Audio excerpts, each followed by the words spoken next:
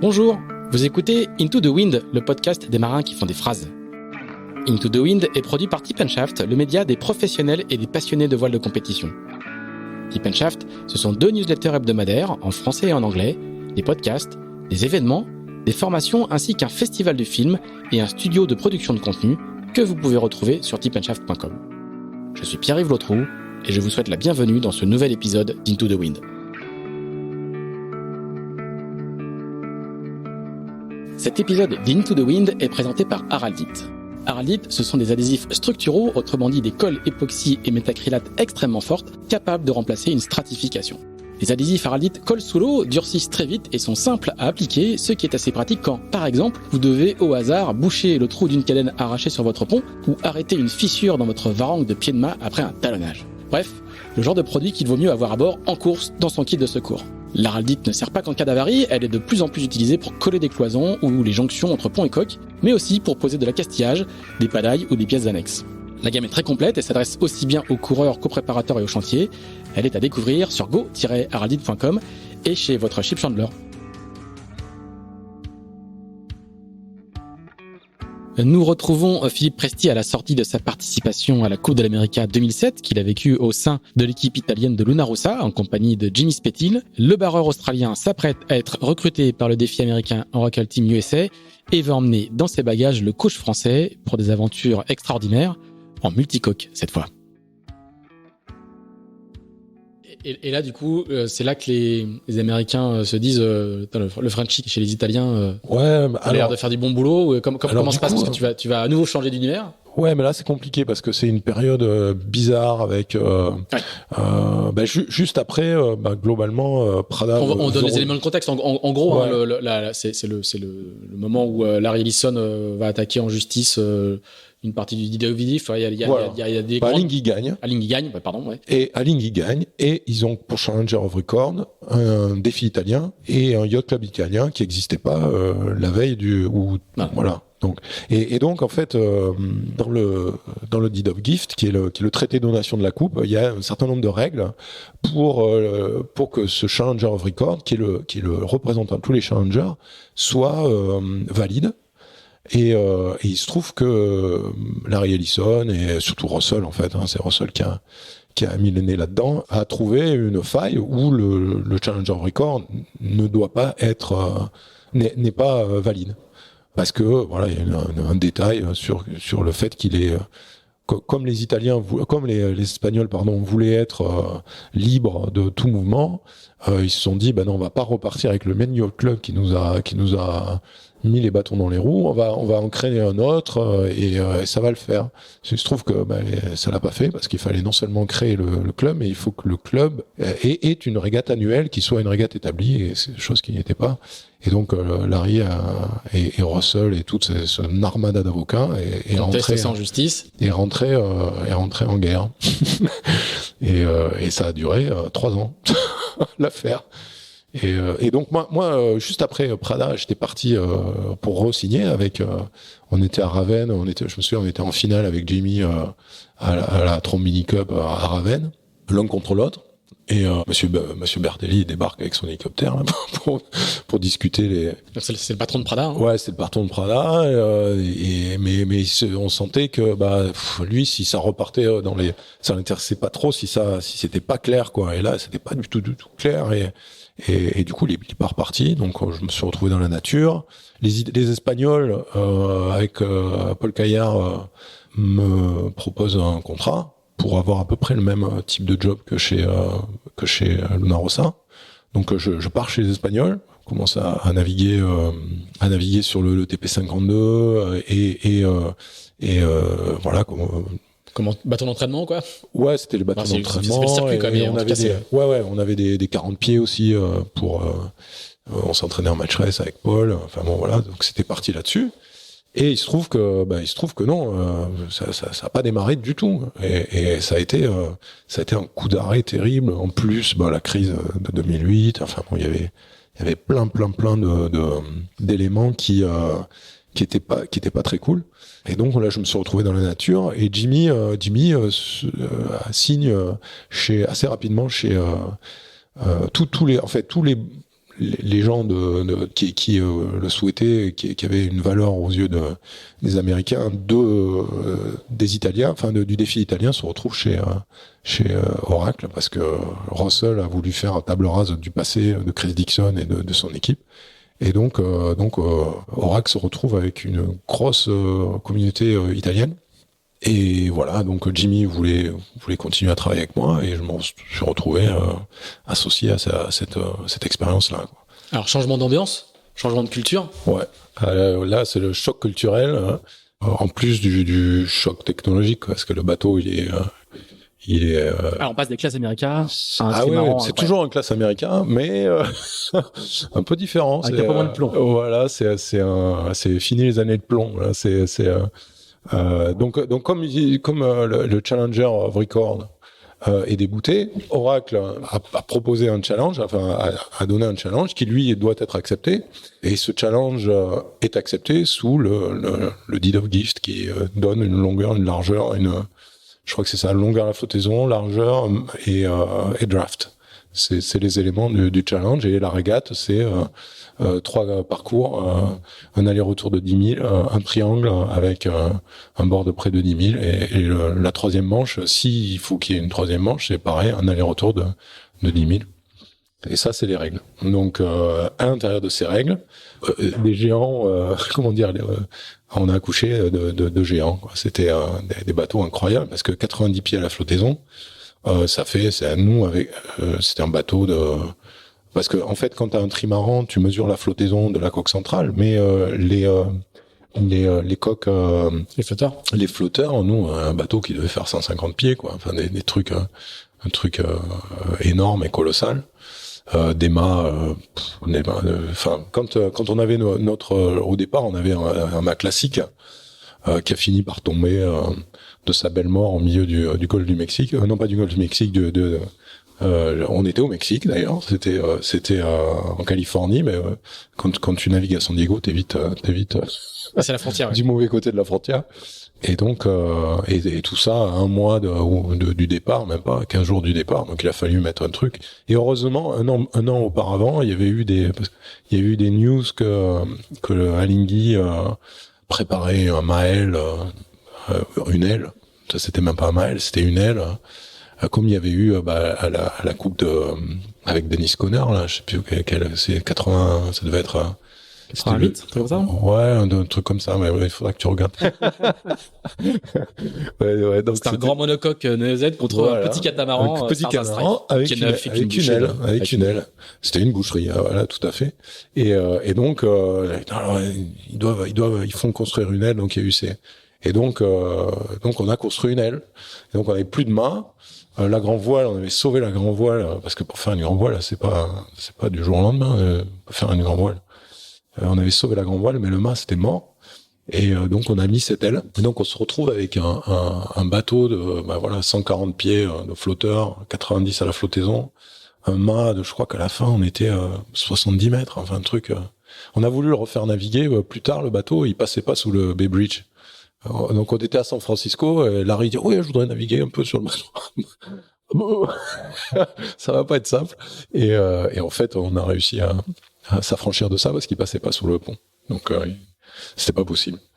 Donc c'est des bateaux énormes, des charges colossales. Et moi je me retrouve impliqué comme entraîneur de la cellule arrière. Donc on fait beaucoup de match race en kata parce que ça n'existait pas le match race en kata. On savait pas comment ça allait se passer. Donc on a fait pas mal d'entraînements. C'était des extrêmes 40. On a fait un entraînement à Valence avec Franck, parce que Franck était Franck Hamas était dans l'équipe originelle pas de design, mais bon, comme en fait il venait de sortir le groupe Ama 3, je crois. Mm-hmm.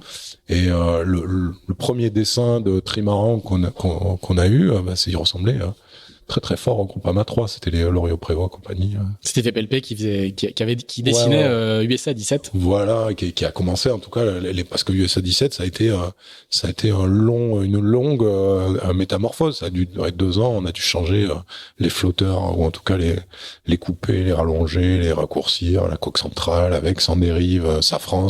Enfin bon, ça ça a été du développement au jour le jour de ce bateau-là, quoi. D'ailleurs, il y avait des équipes, l'équipe américaine et l'équipe suisse sont venues s'entraîner à Lorient sur des Orma. Il y a eu quelques tours avec Alain Gauthier. Ça a été un franc succès.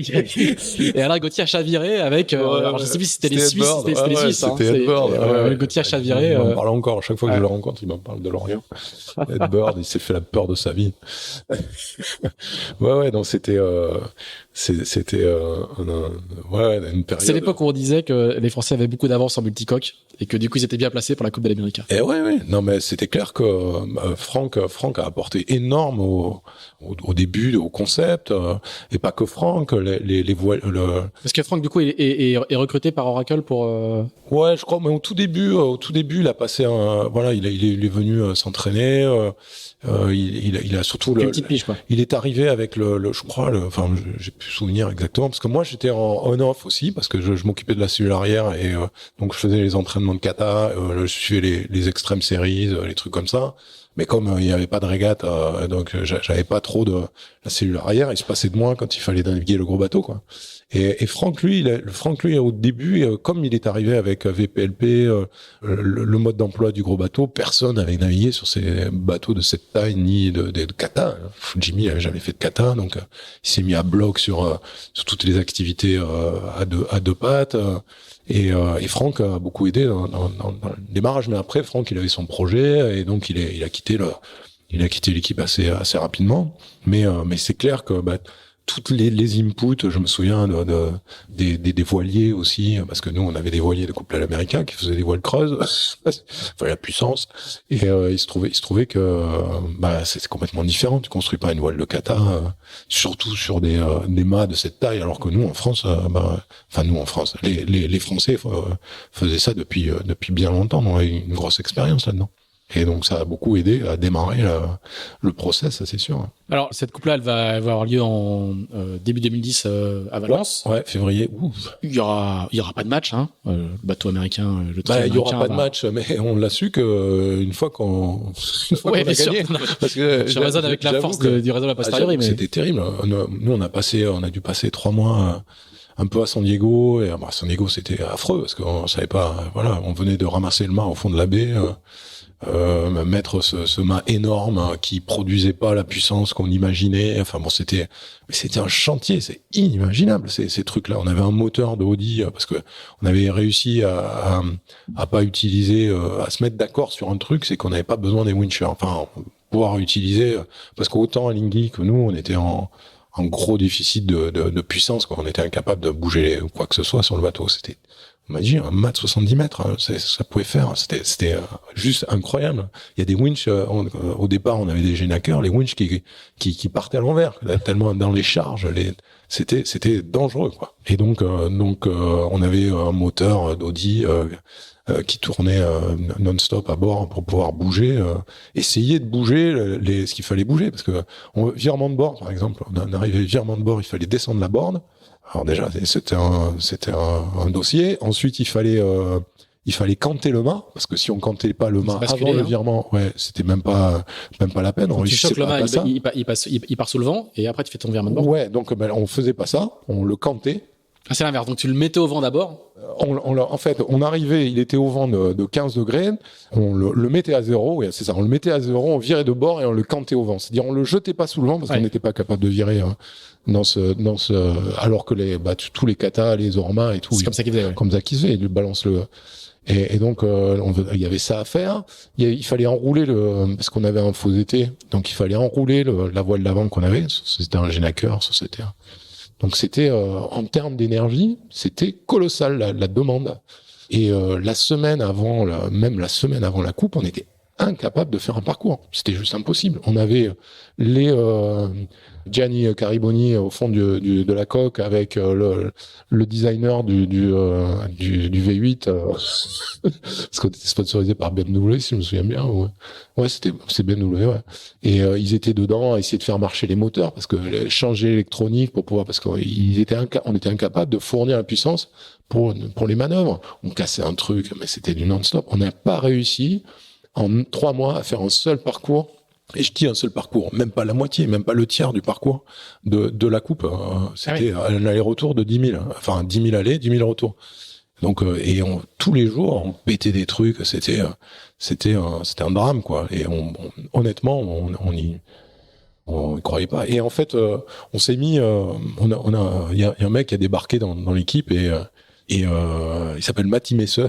Matty Mason, c'est un kiwi un peu brut de décoffrage et surtout une très très grosse expérience. Et il est arrivé là, il a commencé à enlever tous les gadgets. Enfin, les gadgets, on avait un paquet, des trucs. Et il a dû enlever une ou 2 tonnes du bateau. On avait un système où on crachait une espèce de fluide à l'avant des flotteurs pour que le bateau glisse sur ce fluide-là. C'était bio, hein.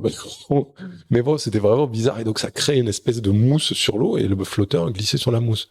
Et ça pesait, je crois qu'avec les tanks et tout, c'était 500 kilos et avec les systèmes. Et tu finissais la manche, t'étais tout blanc parce que t'avais le truc qui te crachait la figure. Enfin voilà. Donc l'idée, ça a été d'alléger le bateau. Et au moment qu'on a enlevé la moitié des équipiers, la première manche, Larry n'était pas à bord. Pour être vraiment léger, je crois qu'on a navigué à 5 ou 6. Parce que ça s'est couru dans du tout petit temps. Hein. Oui, il y avait 10 nœuds, tout cassé. Et le deuxième jour, il y avait un peu plus d'air et un peu plus de mer. Mais les charges étaient terribles. Et moi sur le bateau au suiveur, j'avais l'audio. Je suivais ce qui se passait, les coms, etc. Les alarmes, c'était une non-stop. Alors, j'étais à la télé. Enfin, je recevais les coups de fil de la télé. Le mec il me disait ouais, vous avez gagné et tout. Et moi j'entendais les alarmes flotteur, alarme. J'ai dit ouais, on est en bonne position, mais là. Je te rappelle. On va essayer de finir la manche sans casser le bateau. Oh, c'était un peu tendu. Mais bon, voilà. Ça l'a fait. On a réussi à finir les manches. Et puis, moi, j'avais en charge d'un truc qui par la suite, m'a bien passionné et qui va donner un peu des idées sur ce qui s'est passé là, la dernière campagne. J'étais en charge du simulateur, puisqu'on régatait pas sur les gros bateaux, on régatait sur les petits. Tout le travail du navigateur, tout le travail de communication, les départs, etc. On les a préparés sur simulateur. Donc on avait un simulateur qui était ce qu'il était, mais qui était génial. Donc on a toutes nos situations de croisement, par exemple, où elles étaient toutes préparées sur des playbooks, tu vois. Là, il y avait une espèce on arrive en croisement, bâbord, tribord, on est en avance de une longueur, qu'est-ce qu'on fait, quelle vitesse target on va chercher pour pouvoir créer la situation dont on a envie. Donc on avait créé ça, j'avais créé ça, ce playbook, et on le travaillait sur le simulateur. Et on verra que maintenant ça se joue là. Maintenant c'est la routine. Maintenant c'est ça, quoi. C'est vraiment ça, et c'est ce qui de plus en plus va être le futur des bateaux à voile. Alors du coup, la coupe et l'épreuve de la Coupe de l'América est assez vite réglée. Hein. Vous gagnez 2-0. Ouais. Tout ça pour ça. Tout ça pour ça.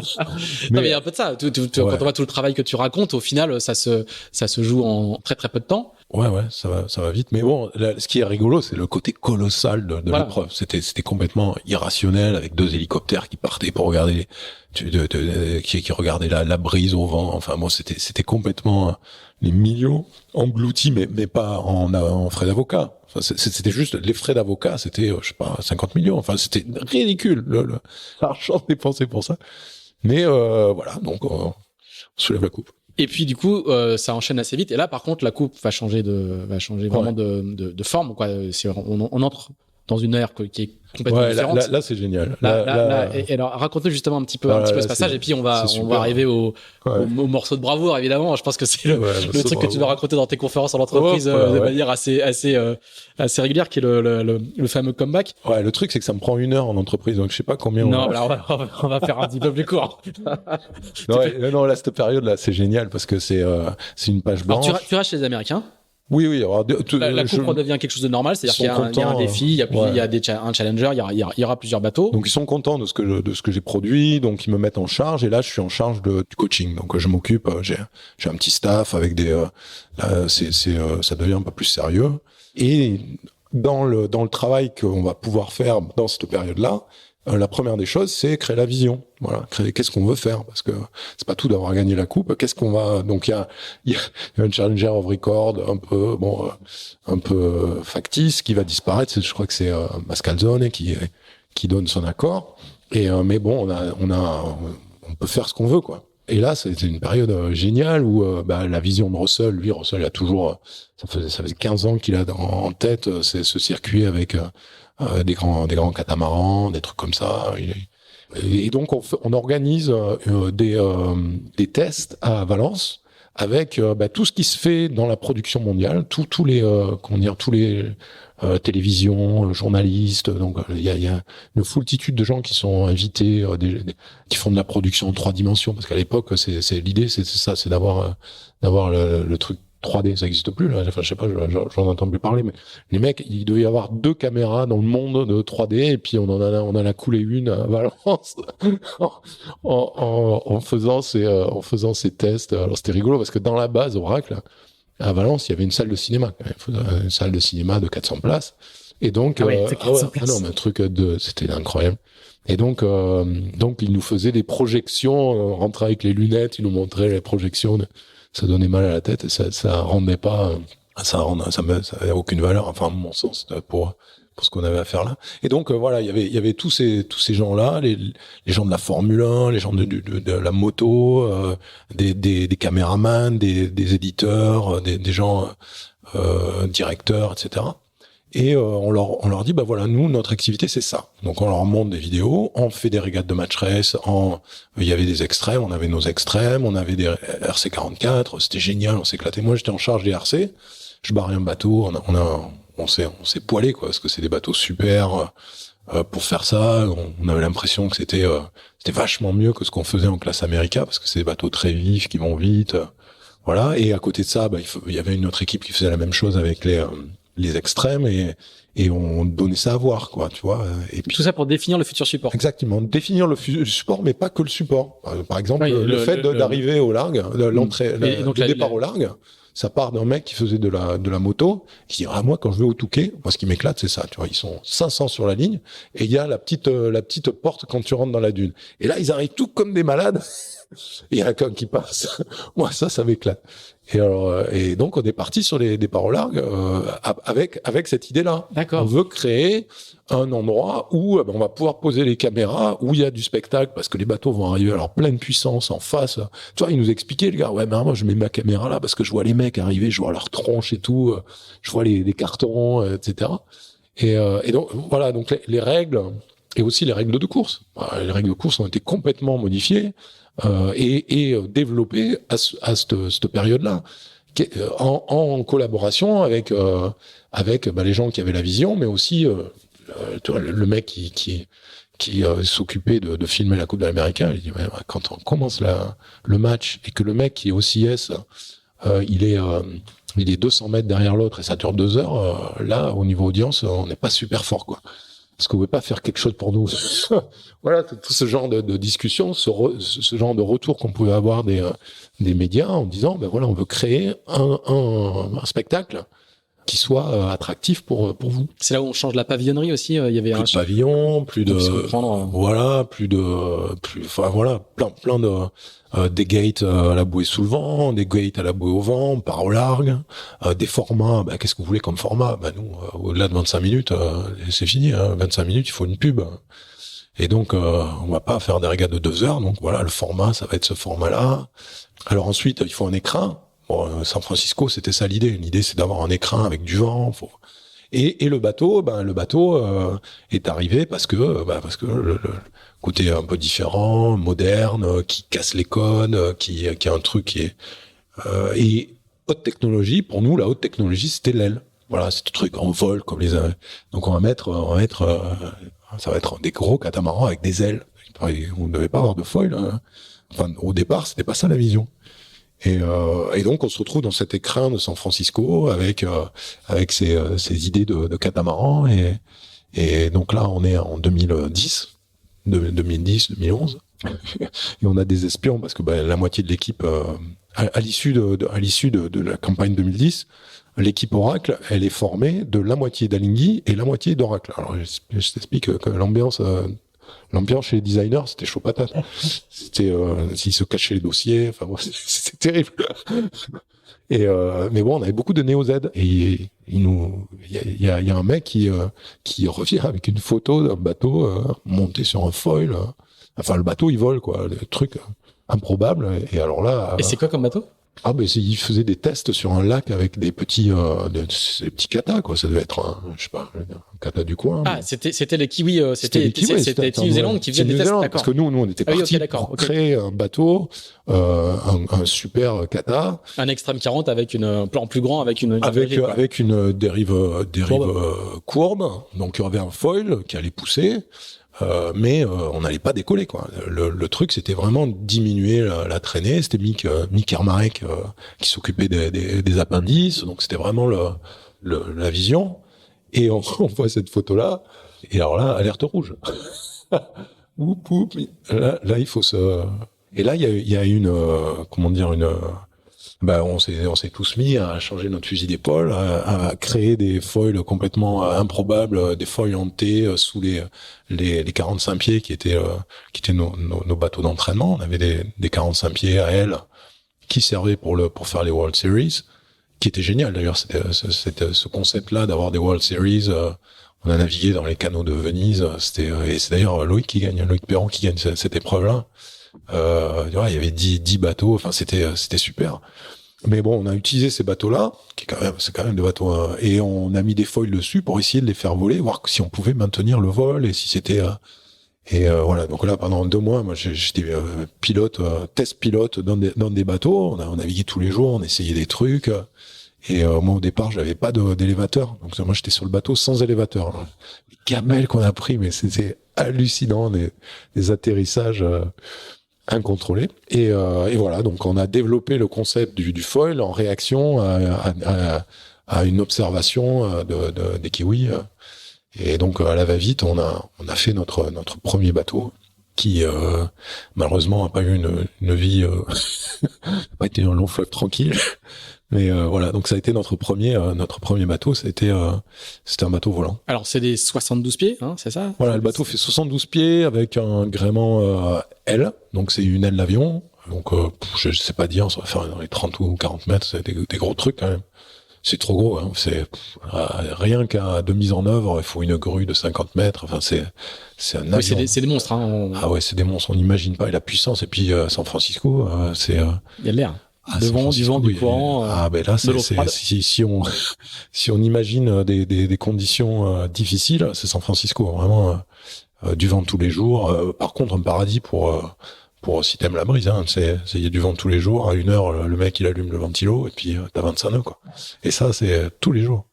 Et donc c'était vraiment des bateaux très très puissants, des gros des monstres quoi. Il y aura un accident hein, avec un équipier anglais sur Artemis qui va perdre la vie, qui est Andrew Simpson. Ouais. Et donc du coup c'est le moment où on va vous voir apparaître. Les équipiers vont se casquer, mettre les bouteilles d'oxygène. En fait, nous on a ouvert la voie parce que le bateau qu'on sort là, le truc, c'est le premier bateau de cette classe America, 72 pieds. C'est 72. Voilà, le 8e jour de nave. 8e jour de nave. On est dans la baie, tout tranquille, le vent monte. Berroway, on n'a pas notre équipage. On revient juste on a gagné les World Series en faisant le doublé à San Francisco la semaine d'avant, donc on a eu 3-4 jours de break, on revient, et nabaté, boum, on met le bateau à l'envers. Et non seulement on met le bateau à l'envers, mais on est incapable de le redresser. Nous, on pensait qu'on allait pouvoir le redresser comme un 45 pieds, donc on a mis toute notre puissance, on avait 2 bateaux à tirer, on a juste tout explosé, quoi. Et on n'a pas du tout... c'était ebb tide, donc le vent, le courant nous poussait au large, avec un clapot de fou, et on s'est retrouvé emporté au large. On ne pouvait pas retenir la plateforme. Il y a entre 4 et 7 nœuds de courant là, à la sortie du Golden Gate, et tu peux pas tirer une plateforme dans l'eau à cette vitesse-là. Donc on s'est retrouvé 1h du matin, on devait être à 10 000 au large. On voyait juste les petits, parce qu'on a suivi le bateau, on pensait qu'il allait revenir, hein, parce que le courant, une fois qu'il... Voilà, et donc on s'est retrouvé, je crois, à 2-3 heures du matin à rentrer... avec l'épave, parce que c'était vraiment une épave du bateau retourné, complètement détruit. après 8 jours de navigation. Le mât, on l'avait coupé, donc il flottait au large, on l'a récupéré, on allait chercher l'hélicoptère, trouver le mât pour pouvoir le récupérer avec tous les problèmes parce que tout le carbone qui finit sur les plages et dans l'estomac donc c'était un gros souci. On a essayé de nettoyer tout ce qu'on a pu, mais bon, c'était pas très très clean comme événement, c'est l'accident. Voilà, donc on se retrouve. Et là, ça vous donne une indication quand même sur le niveau de dangerosité et d'engagement qu'il y a sur ces bateaux-là. Donc à partir de là, c'est là qu'on a commencé à s'habiller sérieusement. On avait déjà des casques, mais là on a fait on avait du temps vu qu'on n'avait plus de bateau et il a fallu 6 mois pour le reconstruire. Donc toute cette période-là, on l'a mise à profit pour vraiment travailler notre sécurité. On entend peut-être les avions qui passent. Il y a des avions en réaction qui font des exercices de la base aérienne à côté. Mais... C'est la guerre. Et justement, on a utilisé il y a les Navy Seals qui sont pas loin à San Diego, et on a utilisé des ressources pour pouvoir s'améliorer, parce que c'est des gens qui sont sous l'eau, etc. Donc ils nous ont aidés à nous équiper, nous former et nous préparer pour une éventuelle un chavirage qui se passe mal. Donc c'est là où on a commencé à avoir tous nos canisters, avoir des gilets d'impact, avoir toutes des procédures pour pouvoir récupérer le bateau. Donc on a fait un gros effort là, mais bon, pour remettre dans le contexte, on est 1 an de la coupe, on détruit le bateau qu'on vient de construire pendant 1 an, ça a coûté un bras, et là l'équipe est en miettes, quoi. Et vraiment en miettes, et avec grosse tension entre les gens qui construisent et les gens qui utilisent, qui détruisent, qui détruisent, qui utilisent. Et là dans ma démarche coaching, moi il y a eu un truc qui s'est vraiment passé. J'ai vraiment passé un cap, parce que alors là t'as 2 choix, hein. Soit tu te caches et t'essayes de te faire tout petit, et puis globalement tu récupères pas. Et nous on a choisi, moi j'ai récupéré toutes les données et j'ai fait un meeting global de toute l'équipe, et des designers, navigants, tout le monde, et des gens qui construisent, mec qui fait la bouffe, etc. Et on a montré ce qui s'était passé. J'ai récupéré les photos, discussion on board, etc. Et l'idée c'était, voilà, on discute plus de oui, t'aurais dû, voilà ce qui s'est passé. Et donc on a proposé ça. Et ensuite, on a dit, chacun d'entre nous, on va revenir avec des solutions pour que ça se passe plus, si possible, mais voilà, on est à la limite. Donc ça peut se passer. Si ça se repasse, comment on peut faire dans nos secteurs pour pouvoir récupérer le bateau déjà faire mal à personne, de récupérer le bateau dans un bon state, quoi, que tout soit meilleur état, qu'on puisse naviguer le plus vite possible. Et voilà, et qu'est-ce que moi je peux faire pour créer le changement. Et à partir de là, on a recréé le dialogue, et puis on est reparti sur un mode coopératif, parce que c'était un peu tendu. Et bon, on s'est aperçu que les mecs, ils font pas n'importe quoi. Les mecs, c'est engagé. Les mecs, ils risquent leur vie, et on l'a vu après avec le décès de Bart. Donc voilà, il y a une discussion, une espèce de respect qui s'est instauré, et puis on est reparti au boulot, quoi. Fort. On sent que la coupe quand même change de monde, change d'époque. C'est encore de la voile, mais c'est plus tout à fait le même sport quand même en termes d'engagement. C'est autre chose. Après l'accident de Bart, on avait, moi j'avais des gars dans mon bureau en larmes. Ma femme veut pas que je reparte naviguer. Non, c'était parce que c'était terrible. Non seulement l'accident est terrible, mais bon, c'est comme l'accident, c'est quelque chose, mais la scène de guerre après l'accident, c'est autre chose. Il y a pas eu trop de photos là-dessus ou de témoignages, mais c'était un chantier, c'était affreux, avec les gens sur la plateforme, arrachant les panneaux, le cherchant, quoi. Et c'est notre plongeur qui retrouve Bart, et voilà, il était là, il était sous leurs pieds, il leur marchait dessus, quoi. C'était dur, quoi. Mais globalement, la perception du sport et la manière d'en faire va changer. Il y a l'accident, bien sûr, mais on voit que les vitesses deviennent beaucoup plus élevées, le maniement des bateaux, l'engagement au sens littéral du terme change par rapport aux classes américaines qui est quand même de la voile un peu plus traditionnelle, quoi. Plus pépère. Ouais, l'engagement change et du coup aussi le rapport au coaching change parce que les mecs ils sont chargés d'adrénaline. Il faut et du coup tu vois, quand on a des salés, clairement il y a une discussion et puis moi je leur dis vous êtes sûr que là c'est sérieux, enfin il y a cette discussion là, mais ils sont tellement pumpés d'adrénaline que il y a la décision elle est biaisée, quoi. Et à l'issue de ça par exemple moi j'ai un rôle, je suis le coordinateur sur l'eau et j'ai le rôle c'est moi qui mets mon veto, c'est moi qui décide. J'interroge, mais parce que t'es censé être un peu plus clair dans ta tête par rapport aux mecs qui sont. Parce que si t'es sur si t'as le frein à main, t'y vas pas, quoi. Et c'est pas bon. Tu t'arrives pas à passer des manœuvres engagées parce que il faut expliquer ces bateaux qui volent. Le premier jour, on a abattu sur le foil, mais on l'avait jamais fait. Et personne l'avait jamais fait. Et on savait pas s'il fallait se poser parce qu'il y avait toujours cette phase où on était en super puissance, on pouvait pas l'aile était beaucoup trop grosse, à l'époque là on n'arrivait pas à l'inverser. Donc elle générait de la puissance non-stop. Donc quand on passait la dead zone, là il y avait un kick énorme qui était amplifié par le fait que le foil répondait avec plus de lift, etc. Donc, et on pouvait pas bien contrôler les foils à l'époque. Les contrôles c'était des bateaux au moins 2 fois par jour. Moi, quand je naviguais à bord, au moins 2 fois par jour, tu sentais le stress, quoi. Tu sentais que là, bon, je me baisse et j'attends, quoi, parce que tu t'attaches et tu. Ah oui, à ce point-là. Ah oui, non, c'était super engagé et pas très très sécurité, quoi. Alors ça va donner une coupe extraordinaire, hein, l'édition 2013 à San Francisco. Pour ceux qui se souviennent des images où on voit effectivement les passages de bouée en haut et les accélérations. Complètement démente. On voit des chiffres qu'on n'avait jamais vus. Les 40 nœuds, 40, 43 nœuds, des trucs, des chiffres auxquels le fan de voile moyen n'a pas trop l'habitude. Ça commence mal pour vous en finale contre les Kiwis. J'accélère un tout petit peu. Hein. On va faire 3 heures. Faire plus. Moi, je vais faire plus que Loïc Perron. Il m'a dit 2h30. On va assister à une domination très très forte des Kiwis. Bon, raconte-nous. À 6-1, ça va aller jusqu'à 8-1.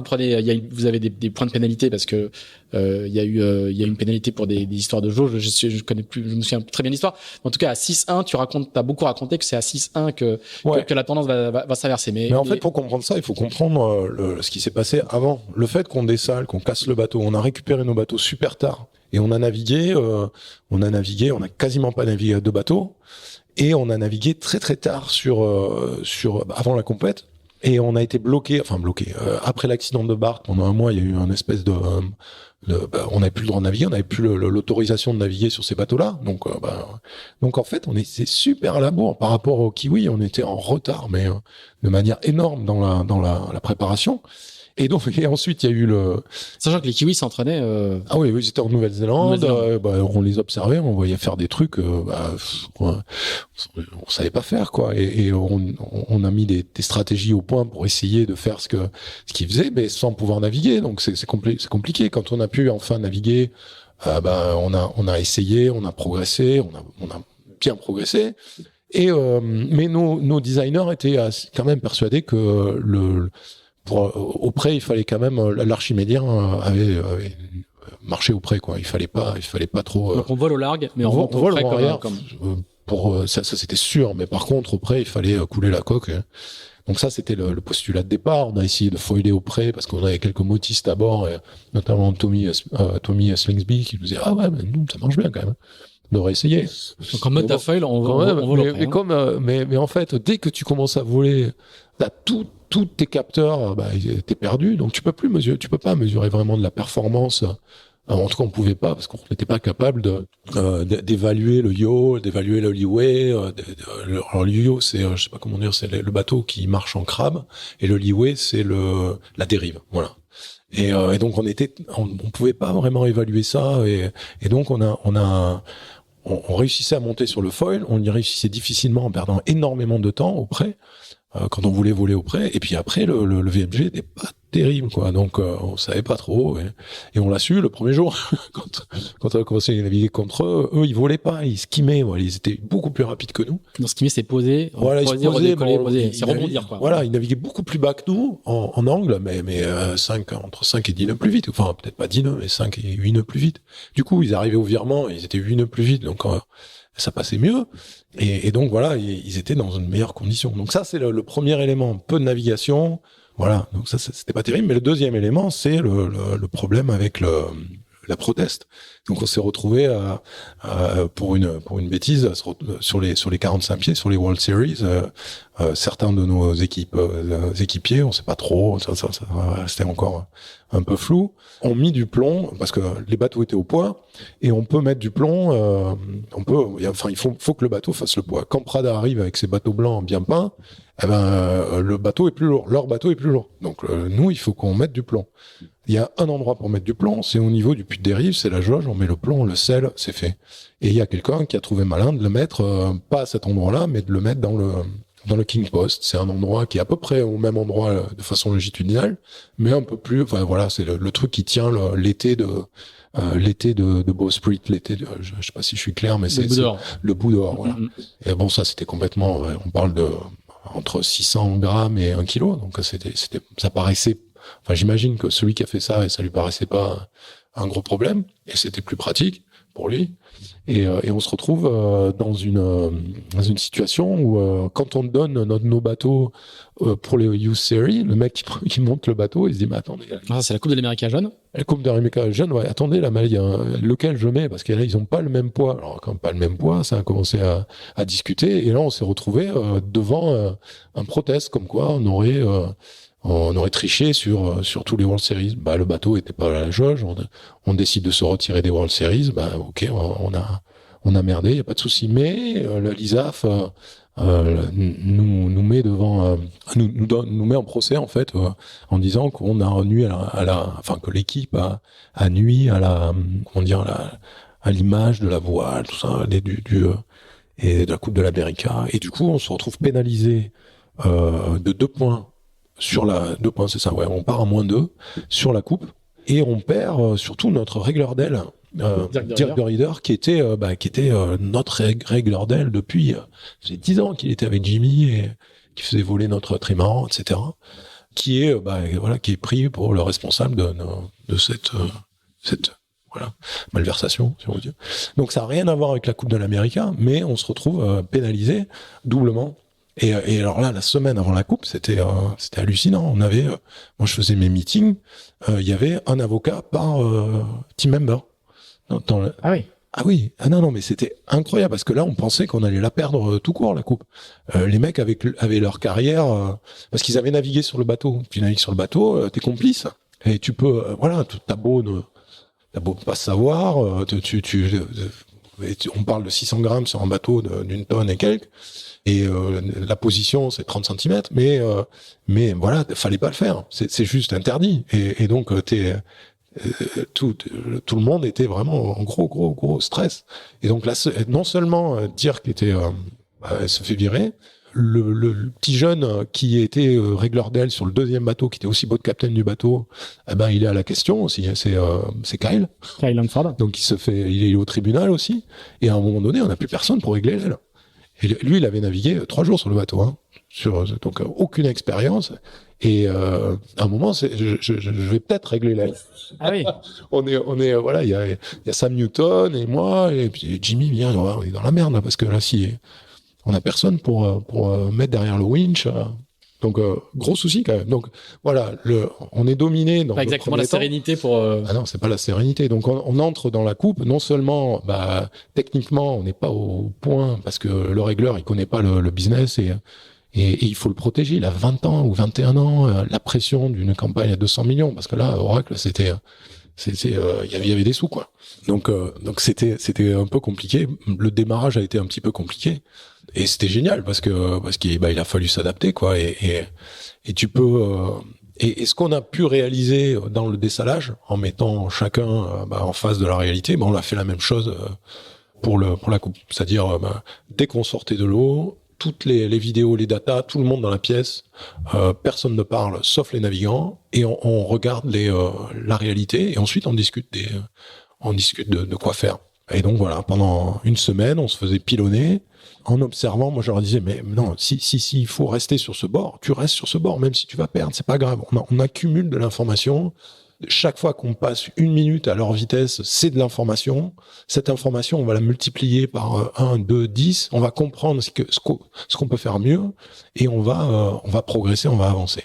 Et cette période-là, c'était juste génial, quoi, parce que tout le monde pensait que c'était mort. Enfin, je veux dire, outside, quoi, les journalistes, une partie de nos designers avaient déjà plié boutique. Enfin voilà, chacun cherchait à tirer un peu, s'écarter de l'ambulance. Mais nous, on était, enfin, il y a une équipe de navigants, de techniciens, de certains designers.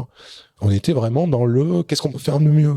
Voilà, on va perdre, peut-être, mais comment on peut faire pour pouvoir copier ce qu'ils font. Déjà les angles.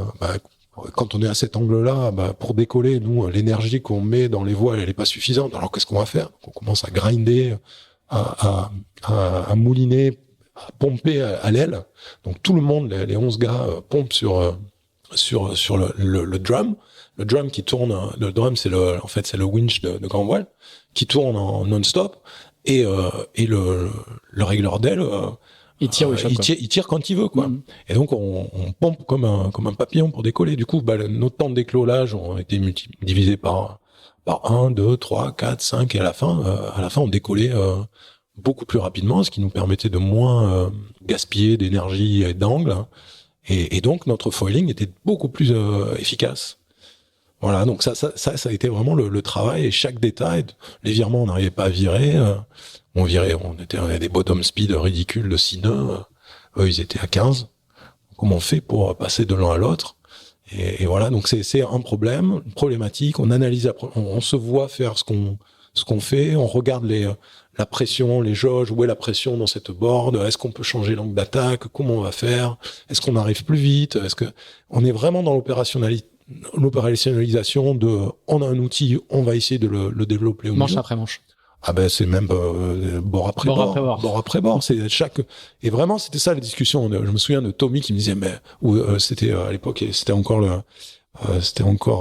JK qui était à la tactique, qui me disait JK, c'est John Kostecki. John Kostecki, ouais, il me disait mais là donc légende de la voile US au passage quand même, et que vous allez débarquer. Oui, qui a débarqué, ouais. Et ouais, c'était au milieu du match de la coupe, quoi. Ouais, au bout de 3 manches, ouais. Ouais. Et t'as l'air de dire ça comme si c'était oui. Il faut faire. Ouais, il y a des choix. Alors, tu racontes, hein, j'ai lu les papiers où tu racontes ces épisodes-là, et en plus il accepte. Et il dit oui, c'est. Voilà, okay. Grand monsieur, parce que aussi il se sentait pas. Ça vient après une grosse bourde tactique à la bouée sous le vent, et ce qui est étonnant, c'est que c'est devenu maintenant nous notre manœuvre à la bouée sous le vent, quand on fait un virement, quand on foil, quand on arrive en tribord par exemple sur le foil, et qu'on va faire un virement sur le foil, c'est-à-dire on fait le lofé, le virement, et qu'on repart à 180 degrés, on appelle ça une JK. C'est devenu maintenant un standard, comme à la bouée au vent, quand on fait un tag barrowé, c'est une Dean Marker qui a coulé son bateau en faisant la même chose. Donc voilà, c'est des manœuvres qui sont devenues mythiques, mais à l'époque, à la bouée sous le vent, si on était capable de rester sur le foil en allant tout droit, on était content. C'était ça. Le contrôle des appendices avait rien à voir, quoi. Donc vous faites le débriefing, et c'est en montrant la vidéo, ouais. C'est ça, où il comprend lui-même que... Mais de toute façon, dès qu'il a fait ça, il a vu que ça allait pas, parce que on a du mal à gagner. On n'a pas gagné une manche. On a dû gagner une manche. Oui, on a dû gagner une manche. Mais voilà, on se fait défoncer, quoi. Dès qu'on est au près, on va 4 nœuds moins vite. VMG, c'est terrible. Et on arrive en tête, on prend de bon départ. On arrive à la tête à la bouée sous le vent. Et plutôt que enrouler la bouée et virer quand on est prêt pour virer, il choisit de faire un truc qu'on n'a jamais fait, c'est-à-dire de faire un virement sur le foil à la bouée sous le vent, quoi. Donc et en fait tu creuses ton trou là, et les Néo-Z, en fait, ils enroulent derrière nous, ils attendent d'être à la vitesse, ils virent, et puis et puis il nous passe comme des fleurs, quoi. Et donc là, Larry a téléphoné, hein. Il y a pas que Larry a téléphoné à Russell m'a appelé. Il y a eu une descente assez hiérarchique. mais bon, voilà. Et puis il était pas physiquement, et puis il était dissonant par rapport à l'équipe en place. Et c'était difficile, les relations étaient compliquées avec Tommy notamment. Et à partir du moment où JK était hors du bateau, Tom Slingsby a commencé à prendre beaucoup plus de responsabilités. Ben arrivant, c'était un bonheur, quoi. Voilà, à la place, vous avez Ben Hensley quand même. Donc il y a un peu de réserve sur le coude. C'était pas évident, hein, parce que Ben, il voulait pas y aller. Moi, j'ai passé 1 heure avec lui. Il est déjà, pour ceux qui ont oublié, hein, il est quadruple médaille olympique d'or. Petit détail. Je crois, d'or. Il a fait 4 d'or. C'est ça. Je crois que c'est 5 médailles, donc 4 d'or. Voilà, un truc comme ça. Et c'est une légende. Et là, les mecs. Et c'est sa première coupe. Non, il a navigué avec. Il a été avec GBR Challenge qui a dû faire. Et avant, il était avec Team New Zealand, il barrait le bateau B. Ouais, on se fritait tout le temps parce qu'on était, quand on faisait bateau A, bateau B, j'étais tout le temps contre Ben.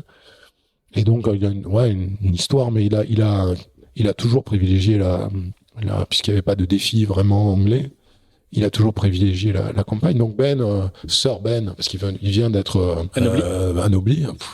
Et donc, quand on lui propose de venir à bord, au départ, il veut pas, quoi, parce que ça sent le sapin, on n'avance pas, et les mecs en Angleterre lui disent là tu vas ruiner ton image. L'idée, c'est vraiment de relancer une équipe derrière. Ils appellent ça BR Challenge, c'était quoi? C'est Ben Hensley Challenger ou Racing, voilà, c'était ça, c'était le nom de son équipe. Et là, vous êtes à combien? C'est quoi le score quand Je crois que c'est 3-1, ou 3-1, un truc comme ça. Je sais plus. J'avoue que j'ai plus suivi. Mais bon, on gagnait rien. De toute façon, on n'allait rien gagner. On n'avançait pas. On a dû gagner une manche, ouais. Et donc après cette manche-là, c'est 2 manches par jour. Et on a droit à une carte, c'est-à-dire on peut renvoyer, on peut décider de pas naviguer. Et là Russell, il dit non, on la prend maintenant la carte. On va pas faire la deuxième manche. Tout le monde à quai et on regroupe, quoi. Et c'est là que JK se retrouve à pied, et puis au meeting, où voilà, on est 3 dans la pièce, et il dit ok, moi je suis pas content de cette décision, mais je la respecte, et je vais vous aider, grand monsieur. Et il l'a fait. Non seulement il le dit, mais il le fait, parce qu'il est derrière. C'était compliqué pour Ben de venir à bord, et il y a tous les instruments. Il avait barré le bateau B 3 fois, donc il avait très très peu d'expérience. Mais bon, match racer, champion du monde de match race, et le peu d'expérience du bateau qu'il avait a permis à la communication d'être beaucoup plus fluide, une énergie différente. C'était génial de l'avoir à bord, quoi. Alors vous allez encore perdre des manches jusqu'à 8-1. Hein. Oui, on va perdre des manches. Donc la victoire, c'est à 9. Hein. Alors 6-1, je crois que c'est 6-1 vraiment. À partir de 6-1, on est à parité. Donc à partir de 6, on a gagné une manche en 7 épreuves, voilà. Et à partir de 6-1, c'est le vendredi 13 septembre 2013. Je me souviens très bien. C'est le seul jour où on navigue pas des 2 mois, parce qu'on a navigué tous les jours pendant les 2 mois précédant la coupe, pour essayer de rattraper le temps perdu. C'est le seul jour où on navigue pas, parce qu'il y a une jauge où il faut qu'on pèse les gars, donc ça le fait pas, on peut pas naviguer, et c'est gros brainstorming. La coupe, on va la perdre. On est quasiment. Tu fais pour les vacances. Ouais, on va la perdre, mais qu'est-ce qu'on va faire? Qu'est-ce qu'on peut faire techniquement pour est-ce qu'on peut encore faire des choses techniquement pour faire progresser le bateau, quoi. Donc c'était et donc là brainstorming, super open, tout le monde y va de son truc. Donc ça commence à 9h du matin, à 9h30, on était prêt à déplacer le mât de 1 mètre sur l'arrière. Donc ça voulait dire qu'on n'allait pas naviguer le jour suivant. Donc on allait être à 8, c'est ça, on allait être à 8. C'était le premier à 9 points, je crois que c'est ça. Donc on allait sacrifier la journée. Et on savait pas trop si la structure allait tenir. Donc ça, on l'a pas fait. Ensuite, on allait, Mick arrive, voilà, moi j'ai les foils qu'on a jamais essayé, on peut les mettre si on veut. Bon, ça a été discardé. Et moi, ma posture, c'était, parce que pendant cette semaine-là, on continue, on progresse. le bateau, il va beaucoup mieux. Voilà, pendant 1 minute, on va aussi vite que le mec au vent. Pendant 2 minutes, au portant, on va aussi vite qu'eux. Au largue, pareil, voire mieux. Les départs, on prend les meilleurs départs. Le problème, c'est au près. Comment on traite ce problème du près? On identifie des périodes où on est compétitif. Comment on fait pour pouvoir les reproduire? C'est ça l'idée. Et l'idée, c'est de développer notre technique pour pouvoir le faire. Et il y a un truc qui limitait notre technique. Donc, alors, je te passe les changements de safran. On a coupé les safrans. Enfin bon, c'était. Et le problème technique qui nous limitait, c'était la charge qu'on imposait sur l'aile. Globalement, notre bateau était pas très bien équilibré, on chargeait pas assez les safrans, et du coup, les safrans étaient complètement neutres, et quand on voulait partir sur le foil, faire ce que faisaient les kiwis à naviguer en skimming, on se retrouvait avec des safrans complètement mous, et on se retrouvait avec beaucoup de leeway, et on perdait en gain au vent, donc on n'était pas très efficace dans cette période d'accélération. Et donc, pour recharger les safrans, il fallait augmenter la puissance de l'aile, augmenter la cambrure de l'aile, l'aborder plus, etc. Mais quand on faisait ça, on atteignait les pics de charge avec les alarmes qui s'allumaient. C'était le sapin de Noël à bord, et puis dans les systèmes audio, on recevait des informations terribles. Et donc la limite, elle était là. Et donc reculer le mât, c'était pour la limite. La quête, on pouvait pas la reculer parce que c'est une aile solide. On était dans le pod. On pouvait pas faire autrement. Et du coup, on a rajouté de la cambrure et on a coupé l'alarme. En fait, ce jour-là, on a gagné la coupe parce qu'on a décidé de couper l'alarme de puissance de l'aile.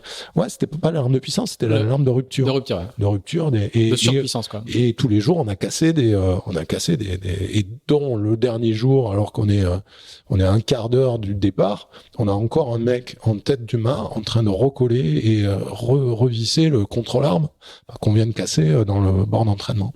Parce que l'aile, elle prend cher, et c'est le seul moyen de pouvoir redonner un équilibre au bateau et de pouvoir le faire décoller au près. Voilà. Alors vous allez c'est donc ça, l'histoire. L'histoire, c'est que vous allez gagner 9-8. La machine se met en marche, la machine positive se met en marche. 600, elle se met en marche. Il y a plus qu'à l'accompagner. C'est aussi fluide que ça ou Non, mais c'est une. En fait, moi, ce que j'ai découvert dans cette campagne-là, c'est que pour se libérer de la pression de l'événement, il faut se focaliser sur des objectifs de résolution de problèmes. Donc plutôt que regarder la coupe qu'on est en train de le perdre, et puis discuter avec les médias et entendre des commentaires à droite et à gauche, on se focalise sur on a du mal à descendre cette board dans telle manœuvre. Qu'est-ce qu'on fait? On regarde, on est tous là, on travaille. On identifie une solution. Tu as besoin de ressources, on va tester avant, combien de temps, quelle énergie, combien de poids, le devis de poids dont tu as besoin, etc. Et donc on est tout le temps dans la résolution de problèmes, que ce soit tactique, stratégique. Qu'est-ce qu'on fait à la boue au vent quand on arrive derrière? Quelle manœuvre on va pouvoir... On a aussi gagné parce qu'on était capable, à la bouée sous le vent, quand on était derrière ou devant, de faire une manœuvre, un late jibe. Et chose qu'ils n'étaient pas capables de réaliser. Du coup, quand on est derrière à la bouée sous le vent, on peut splitter tout de suite. Et du coup, une fois qu'on split, on peut... Splitter, c'est ne pas suivre. Ouais, ne pas suivre. Et tout ça parce que on a été capable de développer un type de manœuvre avec un changement de plomberie dans les systèmes. Enfin, c'est usine à gaz. On change pas de manœuvre comme ça. Il faut que l'énergie d'un côté soit déroutée pour une autre fonction. Donc voilà, c'est une fois qu'on a l'idée de faire quelque chose de différent, il y a tout un process technologique pour pouvoir le réaliser. Donc c'est vraiment toute cette démarche-là.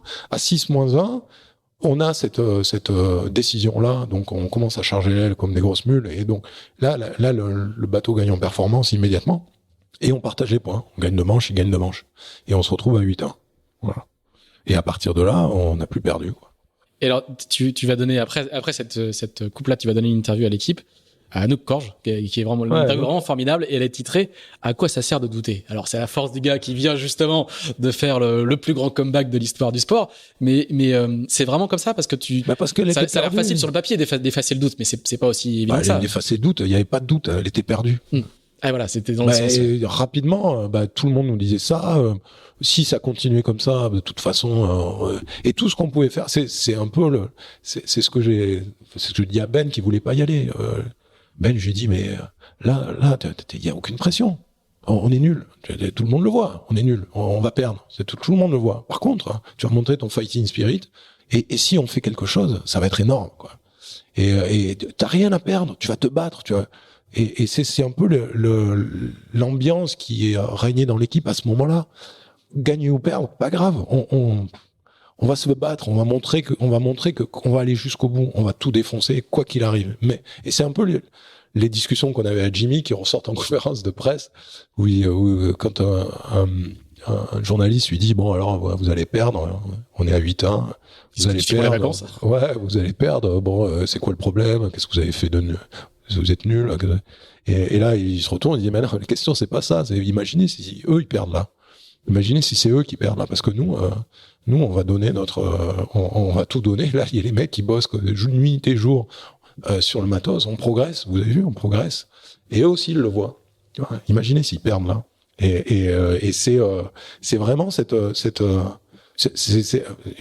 le doute c'est quand tu penses qu'avoir gagné et puis tu recherches plus la solution pour mettre en œuvre cette victoire, parce que la solution elle est technique. C'est juste il faut que tu choisisses ton virement, il faut que ton feeling, et plus tu vas te concentrer sur de la technique, de la résolution de problèmes simples, moins tu vas voir la taille du phénomène, et tu vas pas regarder, tu vas moins subir cette pression-là.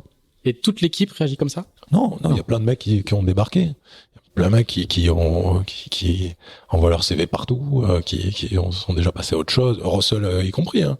Russell, je me souviens très bien d'une discussion avec Mick, on est à parler, on doit être à 7-1, un truc comme ça. Il dit, bon, les gars, on a fait ce qu'on a pu. Enfin, vraiment, il était, parce qu'il il était pas dans la machinerie, lui, tu vois. Il était dans le outcome. Il était dans il faut que je donne des news au mec qui a mis 200 millions sur la table pour faire ce truc-là, quoi. Et nous, on était dans la machinerie. On disait, peut-être on va perdre un peu, ouais. Mais par contre, là, le virement, c'est 12 nodes bottom speed minimum. Comment je fais, quoi? Et à force de se focaliser, pareil pour les départs. Le départ, quand on est en ratio de temps, c'est tel type de manœuvre qu'il faut faire. Quand il est devant avec un ratio de temps, c'est tel type de, voilà. Toute cette démarche de structurer l'action et le progrès, ça porte ses fruits, parce que tu te focalises sur des choses à faire. Et les choses à faire, quand tu montes la montagne, le plus important, c'est pas regarder le sommet, c'est regarder le pas qui vient devant, parce que peut-être qu'il y a une crevasse. Tu racontes dans une autre interview, tu racontes que tu regardes pas le dernier bord et tu profites du dernier bord pour regarder la foule. Ouais, ça et tu dis je suis plus dans la course et en fait je regarde juste les bords et les ouais. Pour moi c'était fini, parce que on était à 8-8. Quoi qu'il arrive, il y allait avoir j'ai profité un peu du truc, c'était vraiment rigolo. Mais le soir même, on avait des plans pour améliorer le machin, améliorer la machine. Ah ouais, tiens, là, telle pompe, la pompe, là, on l'utilise pas très bien, donc on va renvoyer de l'information sur ce poste-là. Tu vois, on était vraiment dans une démarche de progrès et qui s'est arrêtée parce qu'on a gagné. Mais ça aurait, voilà, et puis il faut de la réussite aussi, hein. Ouais. Clairement, notre package aéro était bien supérieur. Du coup, dès qu'on a commencé à pouvoir voler correctement en utilisant des modes rapides, le package aéro a fait la différence, quoi. Au près, si tu regardes les deux bateaux, il y a pas photo en termes de package aéro. Est-ce que toi, à l'issue de cette coupe-là, où t'es le coach de l'équipe qui réalise le greatest comeback of history, etc., est-ce que toi, ton statut change dans ce monde-là? Ouais, je pense quelque part, mais encore une fois, le coach, on est peut-être dans cette dynamique-là, 30 gars, chacun a sa part et son histoire et a fait la différence, parce qu'au bout du compte, il suffit qu'il y ait une paille de rien dans une pompe qui s'arrête de marcher, le truc il est mort, quoi. Elle est moute. Donc je veux dire, dissocier des gens de l'équipe, et ce qui à mon sens est super important. C'est pour ça que je parle de statut, hein. Je dis pas dans le regard des autres. Le regard des autres, certainement. J'ai des possibilités d'expliquer justement ça devant des audiences. Des gens se sont dit waouh, il s'est passé un truc là, parce que clairement il s'est passé un truc. Et le fait d'observer la foule, c'est aussi d'observer qu'il se passe un truc. Quand tu tu dois avoir, je sais pas, 4 kilomètres du Golden Gate qui est noir de monde jusqu'à la base d'arrivée au Bay Bridge, et que là, tu vois que des têtes, il se passe un truc. Alors tu vas rester avec les Américains pour la coupe pour la coupe d'après, et vous allez la perdre. Ouais, on va la perdre. C'est comme ça. Et donc là, je change de statut encore. Non, mais ce que je veux dire, c'est que comment est-ce qu'on fait pour justement pour enchaîner sur une nouvelle aventure après avoir vécu des émotions aussi fortes que celle-là? Ben, on se remet en quoi. Bah, déjà, il y a un truc que je trouve que c'est vachement important de souligner, et qui est absent, enfin en tout cas qu'on sent pas très bien dans la voile française en général, c'est l'aspect d'équipe, quoi. Et quand tu me dis voilà, ton statut change, clairement c'est moi je suis un maillon du truc, quoi. Et bah après tu développes des qualités qui font que bah les gens sont contents de travailler avec toi, et l'équipe gagne, voilà, tu fais partie, et surtout dans mon rôle, qui est un rôle, bah, je mets de l'huile là où il y en a pas, je montre les trucs qui font pas plaisir de façon que les gens quand même le regardent et ils prêtent attention malgré le fait que ça fait pas plaisir, et créer des changements, etc. J'ai un peu ce rôle-là. Mais ce qui est important, c'est l'aspect teamwork, vraiment, quoi.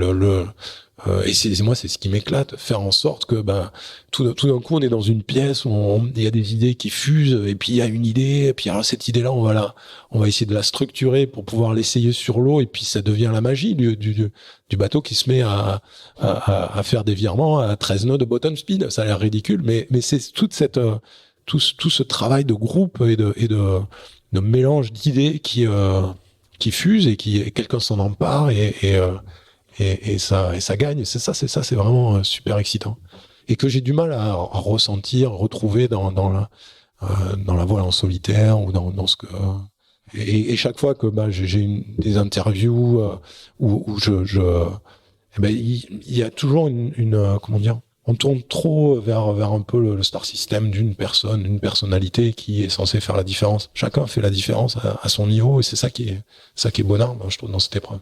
Alors du coup, je reviens à la coupe de 2017. Là, c'est encore autre chose. C'est aux Bermudes. C'est avec des bateaux un peu moins fous, mais qui vont quand même très très vite. Quel souvenir tu gardes de cet épisode-là, qui de vue de l'extérieur, pour nous, moi quand j'ai refait ton parcours hier soir en faisant ma petite fiche, on a l'impression qu'elle est un peu fade, quoi, par rapport aux autres, quoi. Ouais, c'était génial. Franchement, c'était enfin l'expérience famille. Voilà, c'est un nouveau pays. Ouais, nouveau pays. Un petit écrin avec toutes les familles ensemble. C'était une super. D'ailleurs, tu vois le nom de la maison. Je sais pas si t'as regardé le nom. C'est Sandy. C'est là où on vivait sur l'île, quoi. Donc c'est un super épisode de vie, mais bon, pas successful pour plein de raisons, notamment parce que à un moment donné, Russell a choisi une autre voie avec. Je me souviens très bien de la premier meeting. On est tous dans une pièce, voilà, on est tous les 30 mecs là, et puis Russell dit voilà, qu'est-ce que vous pensez que Larry veut faire pour la prochaine? Vous pensez qu'il veut la gagner encore une fois? Qu'est-ce que tu penses? Qu'est-ce que tu veux faire, Philippe, toi, la prochaine campagne? Moi, je vais dire, je veux aider mon équipe à gagner la coupe, et je veux la gagner pour une troisième fois. Il dit c'est pas ça, l'objet il est pas là. Là, on veut créer quelque chose qui va attirer du monde, et là on a commencé quelque chose sur la coupe de 2013. Maintenant, on veut que il y ait plus d'équipes, que créer un spectacle. On veut créer une sorte de ce que le 7GP est aujourd'hui. Tu vois. Il y a beaucoup d'énergie qui est partie là-dedans. On a créé. Déjà, on était parti sur un bateau de 62 pieds qui était un bateau challenging. On a fait une maquette d'un 45 turbo qui est devenu le bateau de la coupe, parce que c'était moins cher, ça permettait à plus d'équipes de rentrer dans le match, avec plein de systèmes One Design qui au départ était notre force. Je parlais de l'aéro. Pourquoi l'aéro était notre force? Parce que la structure, on était les seuls à proposer des structures sans mât de charge sous les beams. On était les seuls bateaux à avoir une structure. C'est le haut banage le haut banage qu'il y a sur les multicoques, qu'il y a souvent en dessous. Exactement, avec des systèmes de des martingales. Ouais. Voilà, des martingales, mais il y en avait 2 ou 3 sous les bateaux, et c'est ce qui a cassé avec quand malheureusement le bateau d'Artemis ces pièces-là qui ont été structurelles, qui ont été défaillantes. Donc voilà, beaucoup d'avantages d'avance sur de technologie très difficile à mettre en, comment dire, c'est super dur de calculer une structure, c'est presque impossible, enfin de rapidement récupérer ce savoir que nous on avait développé au début. Les bateaux qu'on faisait, le premier bateau, il était comme ça, quoi, il avançait comme ça. Ouais, c'était terrible, il était complètement vrillé, tordu, il devait avoir, je sais pas, 5 ou 6 degrés, 7 degrés de torsion. Le roseau. Ouais, le roseau, on l'appelle la Cadillac. Et d'ailleurs, il allait très très vite parce qu'on n'avait pas compris qu'encore en faisant tordre comme ça la coque au vent, on créait de la force de l'appui. Ouais, mais surtout de la force de rappel sur le safran au vent. Et un jour, on perd le safran et on se dit mais qu'est-ce qui se passe? Mais en fait, on avait créé de la downforce sur le safran avec. Mais ils ont pas voulu naviguer avec ce bateau-là. Il y avait trop de mauvaises vibrations derrière ce bateau-là. Donc voilà, donc on se retrouve un peu dépouillé. Non seulement on donne beaucoup d'informations, toute la partie One Design qui était quand même une partie essentielle, on la donne à la jauge.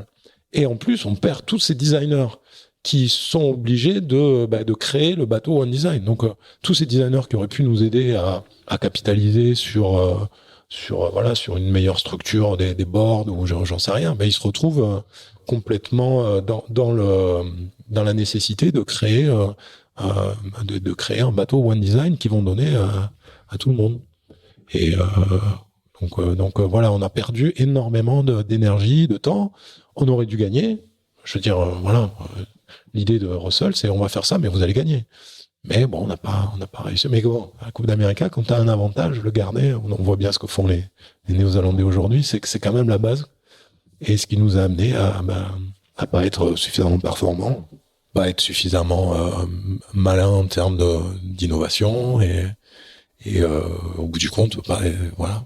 Donc vous perdez en finale, enfin vous perdez la coupe contre les Kiwis qui prennent. On gagne la Vuitton en fait. On gagne puisqu'il y a une régate des Challengers avant la sélection du Defender.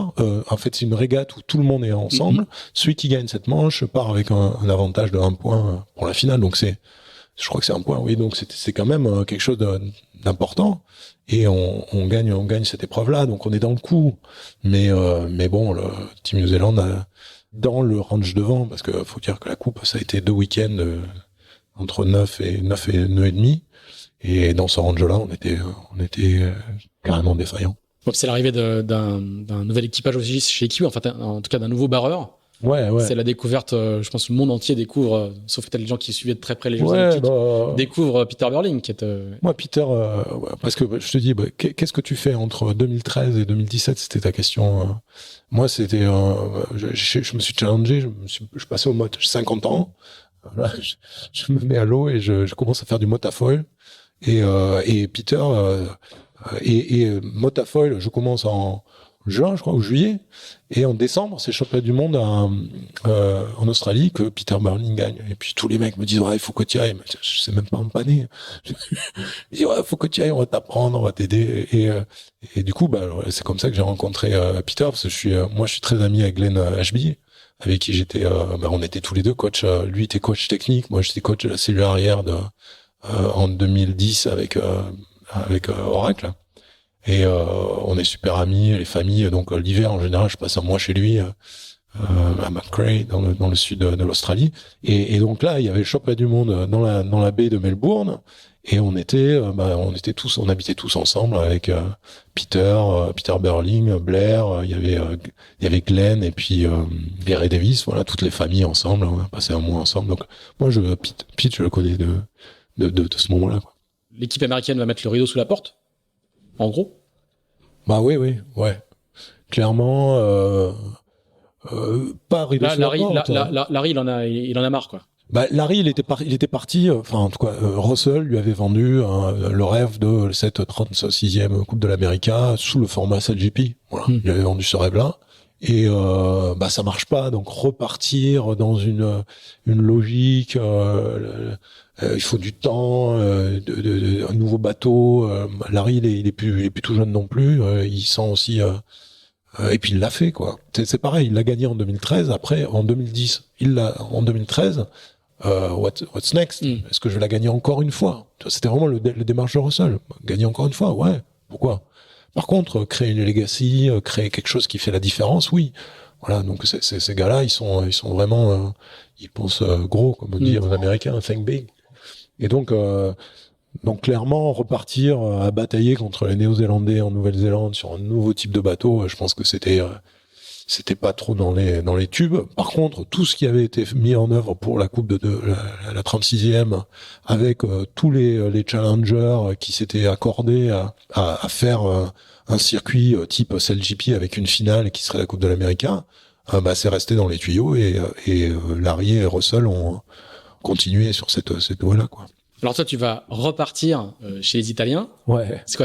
Il y a une interview où tu dis que c'est une famille et que t'es content d'être de retour dans la famille. Ouais, c'était rigolo. C'était vraiment sympa parce que la plupart. Alors Jimmy part en premier, tu le suis. C'est toi qui vas en premier. Je sais plus quelle est la chronologie. C'est Jimmy qui part. C'est toujours lui qui m'appelle. C'est Jimmy qui part. Moi, je suis à fond dans le CLGP, donc je suis un peu dans un autre truc. Au départ, on sait pas comment vont être les bateaux. Au départ, on pense que c'est que ça va être des 70 pieds de ce type TP52, tu vois, des bateaux un peu old generation, parce que c'était ce que voulait Monsieur Bertelli. Et donc, quand on voit les bateaux je me souviens la première fois que je vois une fuite qui est sortie, on voit ce bateau-là, waouh, c'est quoi ce truc? C'est génial, tu vois. Et tout de suite, moi, ça m'a excité à mort parce que c'est un bon gros motte. Moi, je m'étais mis au motte et j'étais à bloc sur ce projet-là et là, je vois ce bateau-là, donc tous les anciens qui étaient repartis parce que il y a toute une mafia des P52 qui est bien implanté, qui était reparti sur des défis ou des idées de défis de ce type-là, se retrouve un peu hors jeu. Et voilà, je suis rapidement, on me rappelle pour voir si je peux aider, quoi. Et c'est Jimmy qui t'appelle? C'est Jimmy qui te finit? Non, c'est Max Sirena. Max, quand je suis en 2007 avec Luna Rossa, il est mid-bow, il est numéro 2 voilà, donc on navigue tous les jours ensemble. Gillo, qui est le directeur technique, il était caddie, il était grinder de la grand voile. Il y avait Shannon qui était massman. Enfin voilà, tout le corps team, il est là. Les techniciens, c'est tous les mêmes. C'est toute l'équipe. Ils sont super. Enfin vraiment, c'est des gars d'enfer. Donc voilà, je retrouve assez vite mes marques, quoi. Alors donc là, on parle de la toute dernière coupe qui était on arrive à la fin. Cet objet. Je suis à combien parce que on verra tout à l'heure. On en a fait 2 parties, donc je pourrais pas te dire. Je sors 3, je bats 3 Perron. Cette coupe-là, elle est originale à plus d'un titre. Les bateaux qui sont des machines incroyables. En tout cas, vu de l'extérieur, c'est vraiment incroyable, avec cet équilibre improbable et ces vitesses supersoniques. Et puis la deuxième chose, c'est que ça se passe pendant la pandémie où nous, on est tous en confinement en Europe et on vous voit en Nouvelle-Zélande boire des bières en short au soleil. C'était assez terrible. Raconte-toi un petit peu comment la trajectoire de cette équipe italienne qui a cru et puis qui a pas réussi à aller jusqu'au bout, quoi. Donc l'équipe italienne, c'est donc l'équipe qui avait démarré avec la 35e et qui a arrêté au milieu. Donc c'est le core groupe, c'est cette équipe-là.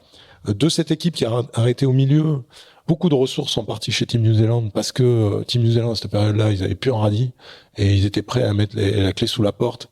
Et Monsieur Bertelli a mis des sous et a envoyé des sponsors et a donné en échange. Il y a eu beaucoup de techniciens, notamment Max, Gillo, etc., qui ont atterri chez Team New Zealand. Donc super expérience.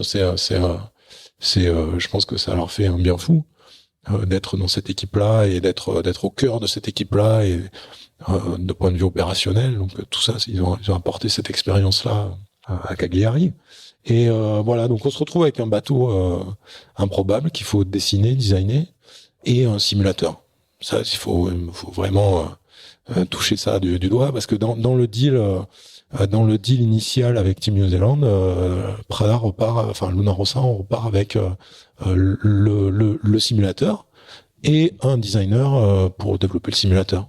Et ensuite, on en a fait ce qu'on en a fait, mais on partait sur les mêmes bases de simulation, parce que globalement, la coupe qu'on perd, on la perd sur voilà, c'est ce détail-là, qui est pas un détail, c'est que tout ce que tu peux faire sur l'eau, et qui prend des heures, de l'énergie et du temps, tu peux le faire en simulation, si tu travailles bien ton projet de simulation, et avoir des réponses beaucoup plus efficaces, beaucoup plus rapides, que après il faut que tu valides encore une fois sur l'eau, mais au moins t'as fait un process de développement qui est essentiel, et qui te permet de gagner un temps fou, quoi. Alors, en fait, le simulateur, pour préciser, c'est deux choses à la fois, hein. C'est un simulateur technique qui permet aux architectes de faire naviguer des bateaux, aux designers de faire naviguer des bateaux et plein de formules de bateaux différentes. Et c'est aussi un simulateur pour les équipages pour s'entraîner, c'est ça, hein? Voilà, en fait, c'est un VPP dynamique.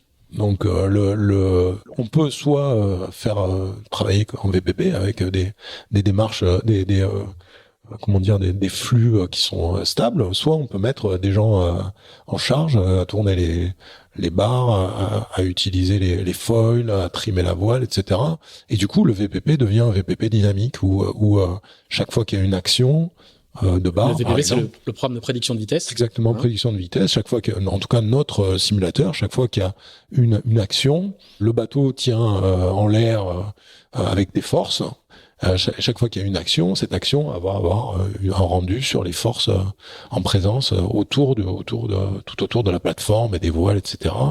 Et aujourd'hui, ces techniques de simulation, elles existent aussi en course au large, hein. Les bateaux sont... Ils utilisent la même plateforme qui est Gombok, qui est la voilà, plateforme. certains cabinets comme VLP ont développé leur propre simulateur. Ok, j'ignorais. Parce que sur la Coupe d'Amérique se court sur eau plate et le course au large se court dans la vague, donc le simulateur dans certains cabinets, le simulateur est dynamique. C'est vraiment un truc qu'il faut avoir en tête, c'est qu'aujourd'hui on fait plus de tests en bassin de carène, on fait plus de ces trucs-là, tout ça est ciblé numériquement, et on fait on invente des bateaux, on teste des bateaux de manière... Mais jusqu'à présent, la simulation, le VPP, la prédiction de vitesse était statique, c'est des flux qui sont comme en bassin de carène exactement, mais sur un ordinateur. Donc on balance des flux et on regarde comment ça se passe autour des appendices, par exemple. Mais la nouvelle donne, c'est que les flux vont générer des forces, mais ces forces, elles vont également être modifiées en fonction de des lois aéro. Si on enlève le twist, il va se passer quelque chose dans le couple de redressement qui va donner une information sur le foil, la force, elle va changer d'axe, etc. Donc l'aspect dynamique du vol est super est super importante, et le fait de voler nécessite une application dynamique de ces flux. Et si on fait pas ça, on perd énormément d'informations, et donc voilà. Donc on a un simulateur avec une plateforme. On avait une plateforme et une plateforme de force. Donc non seulement le simulateur, c'est des ordinateurs et des écrans, mais c'est aussi une plateforme qui bouge dans les 3 dimensions, donc avec une petite idée des réactions de la plateforme. Donc ça, on navigue, mais ce qu'on a développé aussi, c'est un simulateur de régate. Donc on utilise exactement les mêmes outils, mais on va régater contre notre bateau qui a des configurations différentes et du coup qui a des comportements différents, et on essaye de comprendre de tout le travail de playbook que je pouvais faire avec d'autres types de simulateurs. Là, on l'a fait tous les jours, quoi. Alors sur l'eau, ça se traduit comment alors? Alors sur l'eau, ça se traduit déjà on conçoit un bateau. Le bateau est plutôt intéressant, je trouve. Le concept du bateau avec une espèce de quille qui permet de décoller un petit peu plus tôt, de s'affranchir des résistances au décollage est pas mal. Notre coque est plutôt réussie. Les foils, clairement, pour le premier jet, sont trop petits. Donc on réussit à naviguer au-dessus de 15 nœuds, mais en dessous de 15 nœuds, c'est difficile de décoller, etc. Mais on va s'apercevoir que globalement, Team New Zealand, à la fin, va utiliser à peu près cette géométrie-là en termes de surface. Donc on n'était pas très loin, mais c'était pas le bon moment, parce qu'il nous manquait plein d'éléments de stabilité, notamment, qui va nous prendre du temps de développer. Donc les foils étaient clairement un petit peu petits. Quand tu veux apprendre à marcher dans un premier temps, quand tu veux apprendre à courir dans un premier temps, il vaut mieux marcher. Donc Team New Zealand, ils sont partis sur un concept avec des foils très porteurs, des gros foils. Ce que tu fais en mode, par exemple, quand tu apprends à naviguer, tu prends pas les tout petits foils, tu vas prendre des foils un peu gros qui sont pas super performants mais qui vont te permettre de comprendre comment ça fonctionne et de pouvoir virer en panier tranquille. Et puis après tu diminues la taille des foils et tu améliores la vitesse, mais tu augmentes aussi la difficulté de maîtrise. Ouais, donc on est parti un peu sur cette fausse piste là qu'on a rapidement on est revenu rapidement sur nos pieds en construisant des foils un peu plus gros, mais bon, c'était un peu tard, du coup on n'a pas réussi à faire la 3e génération qu'a pu faire Team New Zealand. Donc en ça on était un peu à la bourre. Donc c'est des bateaux super challenging parce que ça existait pas encore. Déjà regarder une photo et se dire que ça allait voler, heureusement qu'on a eu le simulateur, et même des fois on regardait le simulateur, on est ouf.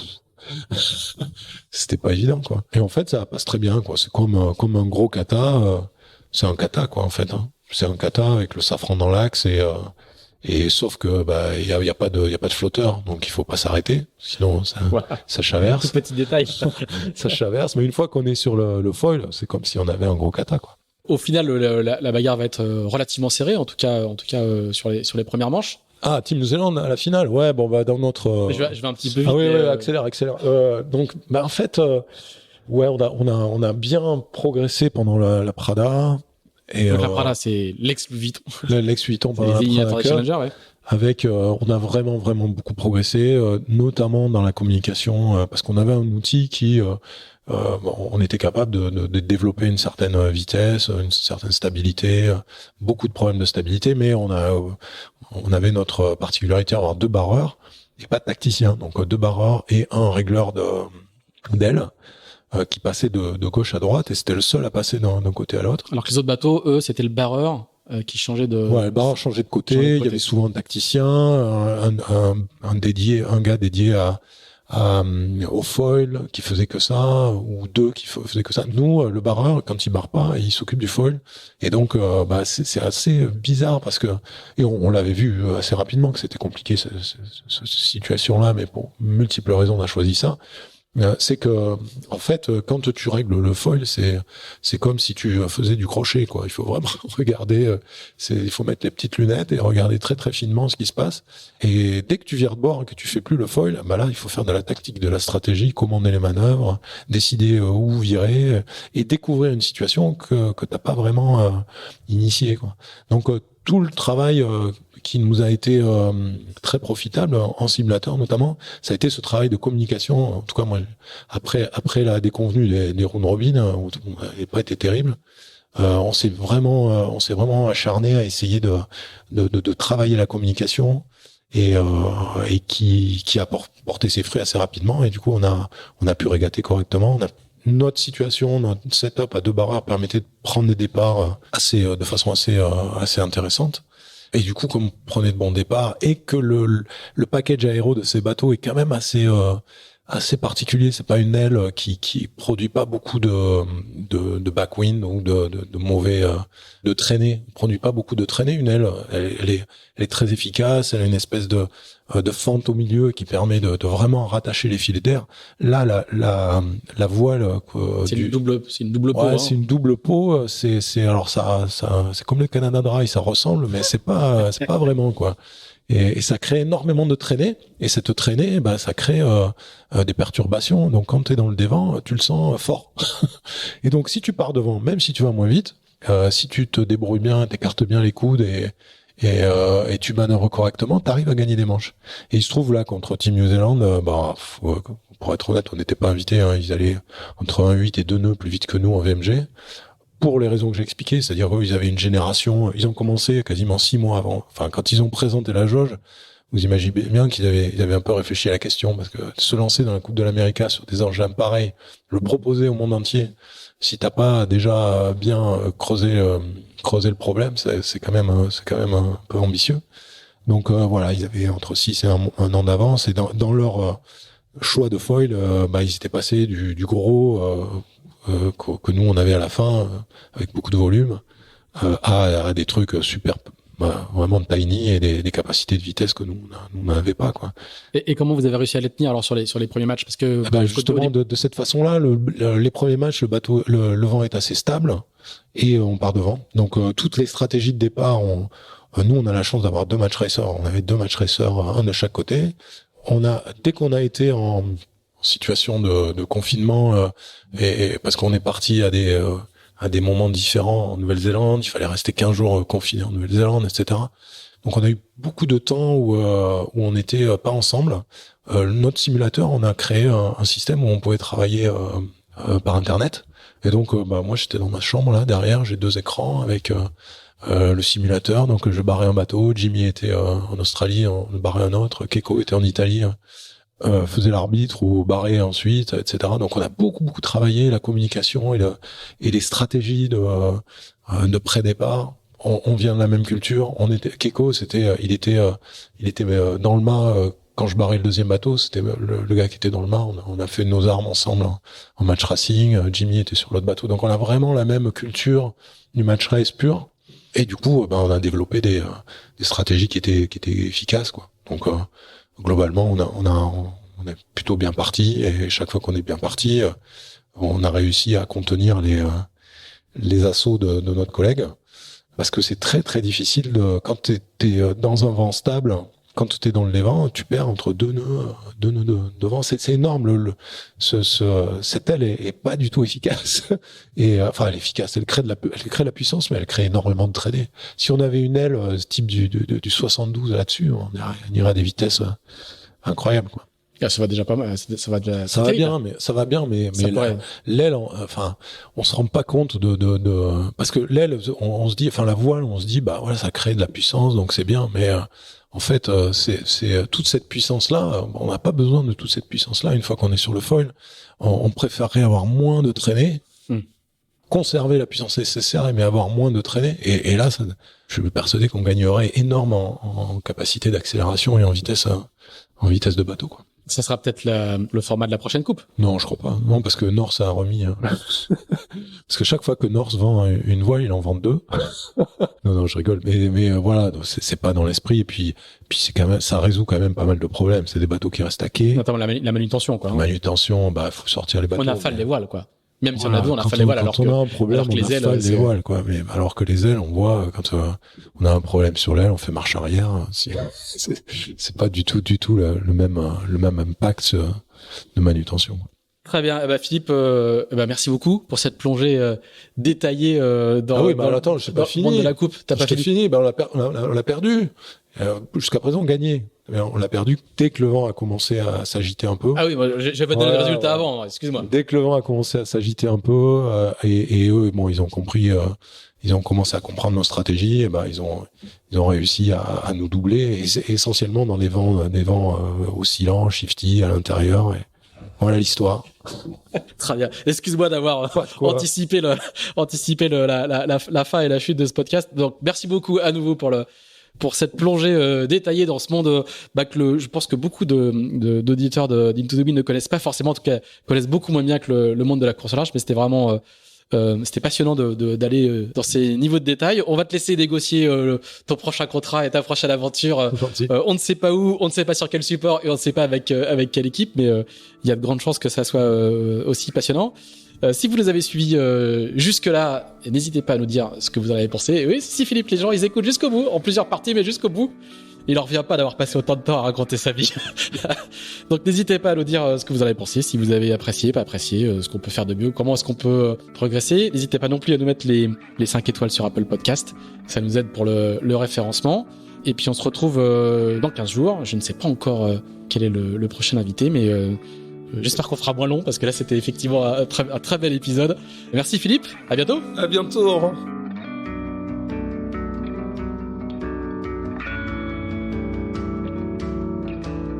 Merci d'avoir écouté ce nouvel épisode d'Into the Wind produit par Tip & Shaft. Si vous l'avez apprécié, n'hésitez pas à le partager, n'hésitez pas non plus à nous dire ce que vous en pensez, en bien ou en mal. On se retrouve dans 15 jours pour un nouvel Into the Wind. À bientôt.